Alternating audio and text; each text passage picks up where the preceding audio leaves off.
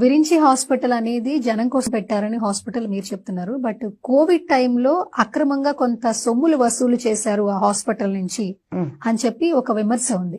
ఆ విమర్శని ఎలా ఖండిస్తారు? విమర్శించిన వాళ్ళు ఎవరు? పేర్లు ఇవ్వండి బయటికి ఫస్ట్. కరోనా రోగులపై కార్పొరేట్ ఆసుపత్రుల కాసుల వేట మరో ఎగ్జాంపుల్ గా నిలిచింది హైదరాబాద్ లోని విరించి ఆసుపత్రి. మైల్డ్ సిమ్టమ్స్ తో చేరిన రోగి అవయవాలను డ్యామేజ్ చేసేసి ఏకంగా మనిషినే లేకుండా చేసింది ఆసుపత్రి. జరిగిన తప్పు గ్రహించి డబ్బులతో ప్రాశ్చితం చేసుకునేందుకు తెగబడింది.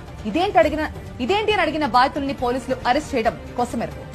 స్టెరాయిడ్స్ ఇచ్చారు, పేషెంట్ డేటాను కూడా డిలీట్ చేశారు. వీటన్నింటిపై పేషెంట్ సోదరి శశి ఆగ్రహం వ్యక్తం చేశారు. పేషెంట్ కు చికిత్స చేసిన డాక్టర్ ను నిలదీశారు. ఇష్టం వచ్చినట్లు స్టెరాయిడ్స్ ఇచ్చి కిడ్నీలు ఊపిరితిత్తులు పాడు చేసి తన సోదరుడి డెడ్ బాడీ అప్పగిస్తారా అంటూ ఆమె సంధించిన ప్రశ్నలకు అక్కడి వారెవరూ సమాధానం చెప్పలేకపోయారు.